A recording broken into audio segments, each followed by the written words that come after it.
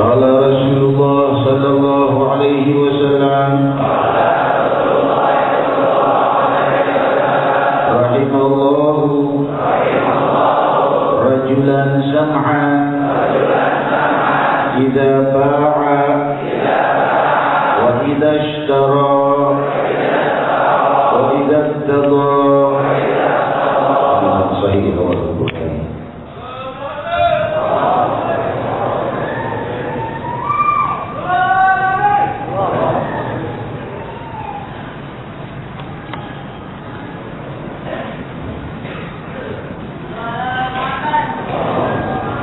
Assalamualaikum warahmatullahi wabarakatuh. Hamdan li rabbin khassana bi Muhammadin wa anqadhana min dhulmatil jahli wad dayajiri. Alhamdulillahi alladhi hadana bi'abdihi al-mukhtar man da'ana ilayhi bil idni wa qad nadana labbaika ya man dallana wa hadana. Sallallahu wasallam wa baraka alaihi wa ala alihi. Alhamdulillahi alladhi jama'ana bi hadzal mahdar والحمد لله الذي جمعنا بهذا الاجتماع وبهذه المناسبة وبهذا المجلس المبارك. Limpahan puji kehadirat Allah Subhanahu wa taala yang maha luhur, maha menerangi jiwa hamba-hambanya dengan keluhuran, dan tiadalah yang lebih indah di dalam sepanjang kehidupan melebihi iman, melebihi kehendak untuk ingin dekat kepada Allah. Tidak ada kemuliaan dari semua kehidupan yang pernah hidup dari keturunan Adam, mulai Nabi Allah Adam alaihi salatu wassalam wa sayyidatuna Hawa alaihi salam, sampai manusia yang terakhir hidup di muka bumi. Tidak ada kehidupan yang lebih mulia dari kehidupan para pecinta Allah. Orang-orang yang ingin dekat kepada Allah, orang yang ingin mencapai kesuksesan hakikat dari segenap kesuksesan, puncak dan akhir dari semua karir, jabatan-jabatan tertinggi dari semua jabatan, yaitu kedekatan kepada Allah di istana-istana kemewahan yang abadi. Hadirin hadirat yang dimuliakan Allah, sehingga mereka yang jiwanya dipenuhi dengan asyik dan rindu kepada Allah, dan itulah seindah-indah jiwa, mereka tidak lagi terpikirkan pedihnya neraka dan tidak lagi terpikirkan indahnya surga, tapi yang mereka dambakan adalah dekat dan dicintai Allah. Itulah yang mereka inginkan. Maka kita bertanya, kenapa sang Nabi selalu meminta surga dan minta jauh dari neraka? Maka sang Nabi masih menginginkan surga dan masih risau pada neraka? Bukan itu maksudnya, tapi mereka para siddiqin dan muqarrabin mengetahui bahwa surga adalah tempat orang-orang yang dicintai Allah, dan neraka adalah tempat orang-orang yang dimurkai Allah. Maka mereka meminta surga, karena surga adalah tempat orang-orang yang dicintai Allah. Hadirin hadirat yang dimuliakan Allah, Allah Subhanahu wa taala telah menjamu kita di malam ini dengan mengumpulkan para malaikat yang menyaksikan setiap kehadiran tamu-tamu Allah di masjid-masjid. Seorang yang duduk karena untuk beribadah kepada Allah, sehingga sabda Rasul sallallahu alaihi wasallam, malaikat lam tazal yusalli ala ahadikum, tiada henti-hentinya malaikat bersalawat dan mendoakan kepada kalian ketika di antara kalian masih duduk di dalam masjid dalam keadaan suci, atau masih duduk di tempat dia salat atau ibadah, maka malaikat terus mendoakannya dengan doa Allahumma salli alaihi Allahumma arhamhu. Wahai Allah, limpahkan baginya salawat dan kemuliaan. Wahai Allah, sayangilah dia. Terus malaikat mendoakan dengan doa itu sepanjang kita masih duduk di majlis ini, di dalam istana keridhaan Allah di muka bumi. Betapa Allah memanjakan dan memuliakan kita. Betapa indahnya cinta Allah kepada kita, sehingga dikerahkanlah para malaikat untuk mendoakan orang-orang yang ingin dekat kepadanya, yang datang bertamu kepada istana keridhaannya, ke masjid-masjid atau ke tempat musalla atau ke tempat ia ibadah, walau hanya sejadahnya sendiri. Selama ia masih duduk di tempat itu, malaikat terus dan menerus mendoakan. Sampailah kita pada hadis mulia di malam hari ini, riwayat Sahih Bukhari, rahimallahu rajulan sam'an idza ba'a washtara waqtada. Kasih sayang Allah selalu berlimpah kepada seseorang yang apabila ia membeli dan menjual, dalam jual belinya selalu senang memaafkan, memudahkan dan mempermudah. Kalau yang membeli tidak terlalu sangat banyak menawar, kalau yang menjual tidak banyak terlalu menipu, tidak banyak terlalu mengambil untung dan tidak menipu pembelinya. Wa idza qada, dan ketika mereka saling melunasi hutang-hutang. Jika mereka punya hutang kepada orang lain, dengan sifat baiknya ia datangi orangnya, ia pinjam uangnya dan ia kembalikan dengan baik, dengan sopan dan mulia. Atau sebaliknya, jika ia orang lain berhutang kepadanya, maka ia meminta atau menagihnya pun dengan sopan dan baik. Orang-orang yang seperti ini dicintai Allah, disayangi Allah.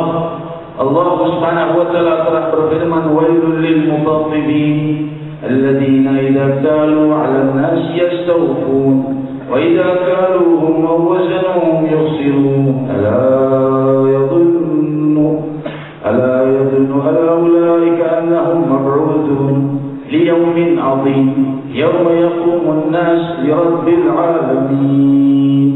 Allah Subhanahu wa taala berfirman, celakalah orang yang berbuat zalim dalam timbangan perdagangan. Kalau mereka yang belanja, mereka minta timbangan itu seadil-adilnya. Jangan sampai ada berat yang lebih berat yang tidak sampai yang terzalimi. Wa idza talu ala, jika mereka sendiri yang menjual, maka mereka mengurangi timbangannya. Celakalah mereka, kata Allah Subhanahu wa taala. Apakah mereka tidak mengira bahwa mereka kelak akan berdiri di satu hari yang sangat dahsyat? Yaumin 'azim yauma yaqumun nas li rabbil alamin. Hari yang sangat agung, hari di mana Allah Subhanahu wa taala menjadikan manusia itu berdiri satu persatu menghadapnya. Di saat itu betapa meruginya para pedagang yang berbuat zalim. Kalau menzalimi timbangan saja seperti itu, bagaimana menzalimi penjual dengan penipuan? Hadirin hadirat yang dimuliakan Allah, Rasul sallallahu alaihi wasallam menuntun kita pada seindah-indah tuntunan, kepada semulia-mulia bimbingan, dan inilah bimbingan Nabi kita Muhammad sallallahu alaihi wasallam. Dan Rasul sallallahu alaihi wasallam sebaik-baik orang yang beramal. Jika beliau sallallahu alaihi wasallam meminjam kepada orang lain, mestilah beliau sendiri yang mengembalikannya atau dengan sebaik-baik cara. Diriwayatkan dalam Sahih Bukhari bagaimana Rasul sallallahu alaihi wasallam meminjam uang kepada seorang Yahudi, seorang yang di luar Islam. Maka orang Yahudi itu, padahal sudah tahu Rasulullah itu orang yang amanah, masih meminta jaminan. Rasulullah beri jaminan baju besinya. Untuk apa uang itu? Untuk menjamu tamunya. Demikian indahnya budi pekerti Sayyidina Muhammad sallallahu alaihi wasallam. dan beliau adalah orang yang paling sempurna akhlak, sehingga diriwayatkan dalam Sahih Bukhari ketika beliau berjalan menemukan sebutir korma di jalan terjatuh di tanah, seraya mengambilnya dan berkata, laula an takuna sadaqah la akaltuha.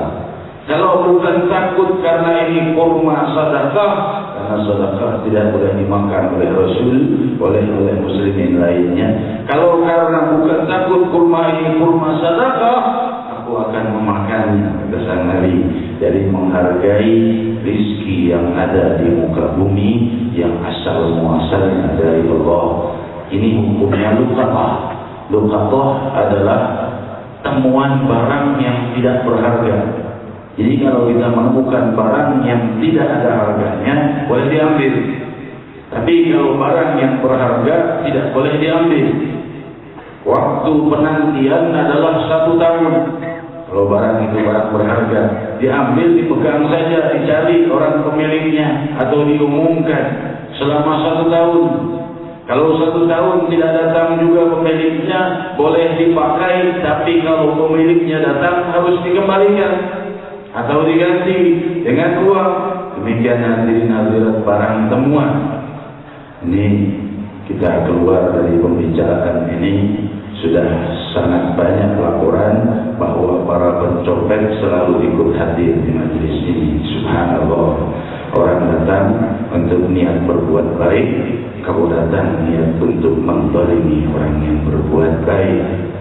Tidak terpikir di hati saya, di majelis mulia seperti ini ada orang yang datang sengaja niat untuk menzalimi dan berbuat jahat kepada orang-orang yang datang untuk kepada keridhaan Allah Subhanahu wa taala. Tidak terbayangkan dendamnya Allah kepada kehidupan mereka dunia dan akhirat. Semoga Allah melimpahkan kepada mereka hidayah. Tidak terbayangkan kemarahan Allah dan kemurkaannya terhadap mereka yang menzalimi para tamunya. Orang datang ke ngaji pulang dan tidak bawa handphone lagi, handphonenya lenyap karena sudah ada orang-orang tertentu yang ingin mengambil handphonenya. Subhanallah. Tobatlah wahai kau yang berniat berbuat jahat di majelis ini, karena bala dan musibah akan datang padamu, kemiskinan, kehancuran di dunia dan akhirat. Semoga Allah memberikan pada mereka hidayah. Hadirin hadirat yang dimuliakan Allah, demikian sang Nabi sallallahu alaihi wasallam bersabda, diriwayatkan di dalam Sahih Bukhari, ya'ti 'alan nasi zamanun la yubali al-mar'i min aina ma akhadha. Rasul sallallahu alaihi wasallam bersabda, akan datang satu masa kepada manusia ini di mana ia tidak peduli lagi apa-apa yang masuk kepadanya, aminal halal am minal haram, maka dari hal yang halal atau dari hal yang haram, ia sudah tidak lagi membedakan mana itu halal mana itu haram. Dan datang masa itu, kata sang Nabi, dan masa itu telah datang kepada kita. Hadirin hadirat, inilah masa pembenahan bagi kita, inilah pemuda kita dan majelis kita yang selama ini Allah Subhanahu wa taala memberikan inayah selalu semoga kepada kita untuk semakin memakmurkan majelis-majelis kita, majelis-majelis mulia ini. Semoga Allah Subhanahu wa taala semakin memakmurkannya, amin Allahumma amin, dan menjadikan orang-orang yang hadir ini dalam kemakmuran dunia dan akhirat. Hadirin hadirat yang dimuliakan Allah, diriwayatkan dalam Sahih Bukhari ketika bagaimana indahnya sang Nabi memberikan tarbiyah kepada para sahabat dengan seindah-indah tuntunan. Abdullah bin Amr bin Al-As alaihi ridwanullah, sampai kabar kepada sang Nabi bahwa Abdullah bin Amr bin Al-As ini malam sepanjang malam sholat malam sambil membaca Al-Quran, siang hari puasa, tiap hari dia lakukan begitu.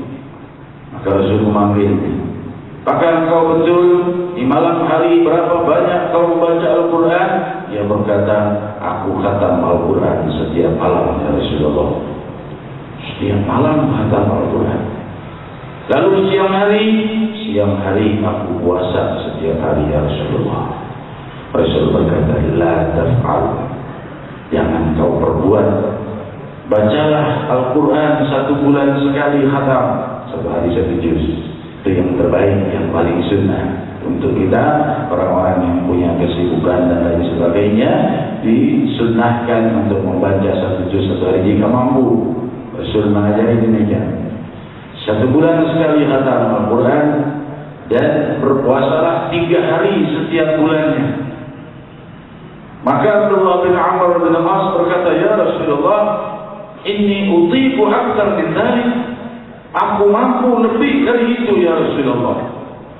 Maka Rasul terlihat wajahnya berubah, sudah diberi saran, malah didebat saran sang kali. Maka Rasul berkata, kalau begitu 1 minggu 3 hari puasa. Rasulullah, aku bisa lebih dari itu. Terus dia meminta dan meminta, sampai akhirnya Rasul berkata, kalau gitu sehari puasa, sehari tidak. Puasa Nabi Daud, dan tidak ada yang lebih dari itu. Maksudnya Rasul tidak memberi izin untuk puasa yang lebih dari puasa Nabi Allah Daud, yaitu sehari puasa dan sehari tidak, besoknya puasa, besoknya tidak. Itu sudah puasa yang terbanyak bagi umat Nabi Muhammad SAW. Sampai tak lama kemudian Rasul SAW wafat, dan sampai khilafah, sampai Abdullah bin Amr bin As meriwayatkan hadis ini jauh setelah wafatnya Nabi. Saya berkata, ya laitani qabiltu rukhsatan Nabi. Coba kalau aku terima saran sang Nabi itu dari awal. Jangan sampai, apa artinya ibadahku yang sedemikian banyak kalau seandainya ibadahku itu menyinggung perasaan Rasulullah SAW. Ya laitani qabiltu rukhsatan Nabi. Coba kalau dari awal aku terima saran sang Nabi, sehingga sang Nabi gembira padaku, sehingga sang Nabi menyayangiku karena menerima wasiatnya. Coba itu jauh lebih berharga dari ibadahku yang beribadah-ibadah sunnahnya. Walau ia berjuang dengan puasa Nabi Allah Daudnya, atau berjuang dengan amalan ibadah lainnya, belum tentu ia menemukan kesempatan menggembirakan hati Nabi Muhammad sallallahu alaihi wasallam.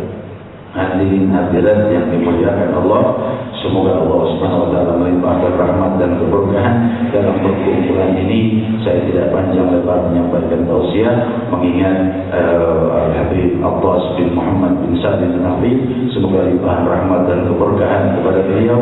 Saya tidak merasa tidak pantas berbicara di sini menyampaikan tausiah di hadapan beliau, kan tapi karena imtsal amr wa mahabbatan li Rasulillah sallallahu alaihi wasallam.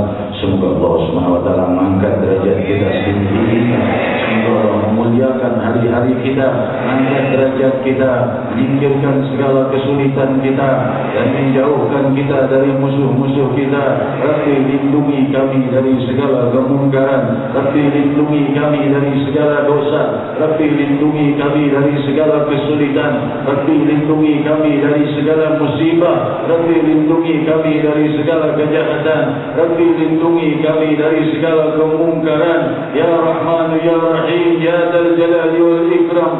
Wahai yang maha berhak dicintai, wahai yang maha suci, wahai yang maha luhur, wahai yang maha mengangkat keinginan untuk berbuat keji, angkat keinginan dari sanubari kami segala sifat yang hina, segala keinginan yang kau murkai, gantikan dengan hal-hal yang kau ridai. Faqulu jami'an ya Allah, ya Allah, ya Allah, ya Allah, ya Allah, ya Allah, ya Allah, ya Allah, ya Allah, ya Allah, ya Allah, ya Allah, ya Allah, ya Allah, ya